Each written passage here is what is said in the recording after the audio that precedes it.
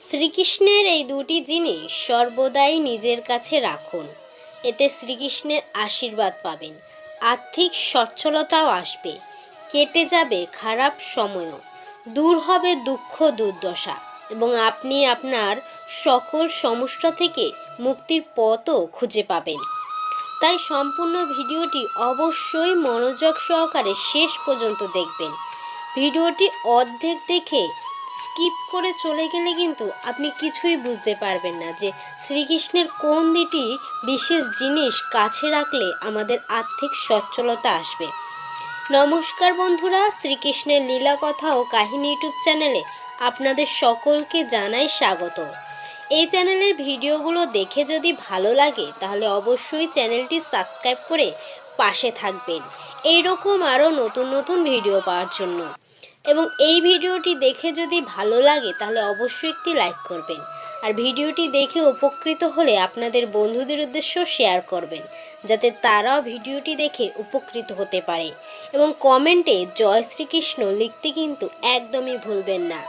তাহলে চলুন এবার আমরা ভিডিওটির মূল পর্বে যাই। যাদবপুরে একটি ছোট্ট ঘরে ভাড়া থাকতেন অনিমেষ দাস নামে এক ব্যক্তি। কর্মজীবনের প্রথম চাকরি করতেন কলকাতার আইটি সেক্টরে। করোনার সময় যখন কর্মী ছাঁটাই চলছিল তখন তার অনিমেষ দাসের চাকরিটি তাকে হারাতে হয়। রোজগারহীন হয়ে পড়ায় বৃদ্ধ বাবার ওষুধের খরচ চালাতে তিনি তখন হিমশিম খাচ্ছিলেন। কোথাও কোনো পথ পাচ্ছিলেন না, তিনি কি করবেন বুঝতেও পারছিলেন না। তারপর একদিন যখন তিনি গোবিন্দ সেন লেনের সামনে দিয়ে যাচ্ছিলেন সেইখানে রাধাকৃষ্ণের মন্দিরের সামনে বসে তিনি অঝোরে কান্না করছিলেন। ঠিক সে সময় মন্দিরের পূজারী এসে তার হাতে কিছু প্রসাদ এবং একটি ফুল দিয়ে গেলেন। অনিমেষ তার চোখের জলটি মুছে ভক্তি সহকারে ভগবান শ্রীকৃষ্ণেরকে প্রণাম করে প্রসাদটি গ্রহণ করলেন এবং ফুলটি রাখলেন নিজের বুক পকেটে। একটি ছোট্ট কাপড়ের মধ্যে ফুলটিকে রাখলেন আশীর্বাদ স্বরূপ। সবসময় নিজের কাছে রেখে দিতেন এবং সবসময় প্রণাম করে ভগবান শ্রীকৃষ্ণকে মনে মনে ডাকতেন। এরকম কিছুদিন যাবার পরে হঠাৎ করেই অনিমেষের পুরনো কোম্পানি থেকে ফোন করলেন যে তাকে আবার কাজে ফিরিয়ে নেওয়া হবে। তারপর থেকে তাকে আর পিছন ফিরে তাকাতে হয়নি। বন্ধুরা, ভগবান শ্রীকৃষ্ণের পুজো অর্পণ করা ফুল হলো সেই দুটো জিনিসের মধ্যে একটি। শ্রীকৃষ্ণের পুজোর ফুল আশীর্বাদ হিসেবে সর্বদাই নিজের কাছে রাখুন। শ্রীকৃষ্ণকে প্রণাম করে দারিদ্রতা দূর করার জন্য তার কাছে প্রার্থনা করুন। এরপরে শ্রীকৃষ্ণের চরণে দেয়া ফুল নিজের পকেটে রাখুন।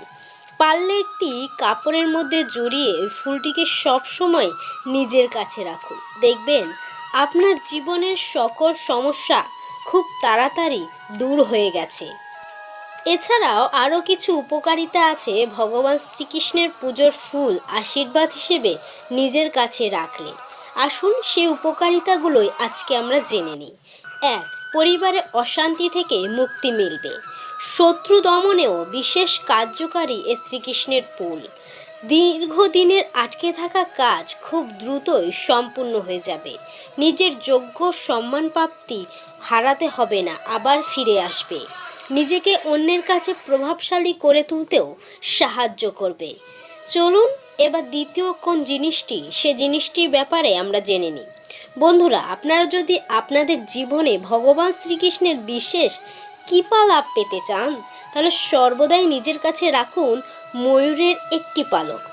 বলা হয় প্রাথমিক 7টি রঙের সবকটা রঙই ময়ূরের পেখমে থাকে, তাই মানা হয় শ্রীকৃষ্ণ এটি পরিধান করে জীবনের সব রঙই ধারণ করার প্রতীক হন। ভগবান শ্রীকৃষ্ণ সারা বিশ্বকে ধারণ করে আছেন। তার অপার লীলা ও মহিমা আমরা সবাই আচ্ছন্ন। ওনার নানা রূপ, নানা দর্শন ও ব্যক্তিত্ব আমাদের মোহিত করে থাকে। আর বন্ধুরা, এই কারণে 7টি রঙের প্রতীক এই ময়ূরের পালককে সর্বদাই নিজের কাছে রাখলে দুঃখ দুর্দশা থেকে মুক্তি ও চিন্তামুক্ত থাকা যায়। খারাপ সময় কেটে যাবে এবং জীবনে সুসময় আসবে। এছাড়াও হিন্দু শাস্ত্রের মতে ময়ূরের পালক পকেটে রাখলে জীবনে ইতিবাচক শক্তির সঞ্চার হয়।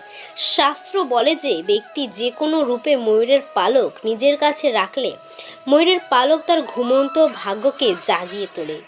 আবার বই খাতার ভেতরে ময়ূরের পালক রাখলে স্মৃতিশক্তি বৃদ্ধি পায়। বন্ধুরা, এই কারণে ভগবান শ্রীকৃষ্ণের এই দুটি জিনিস নিজের কাছে রাখলে আপনার সুখ ও সমৃদ্ধি ফিরে আসবে এবং আপনার জীবনে যদি কোনো ঝামেলা থেকে থাকে সেটিও চলে যাবে।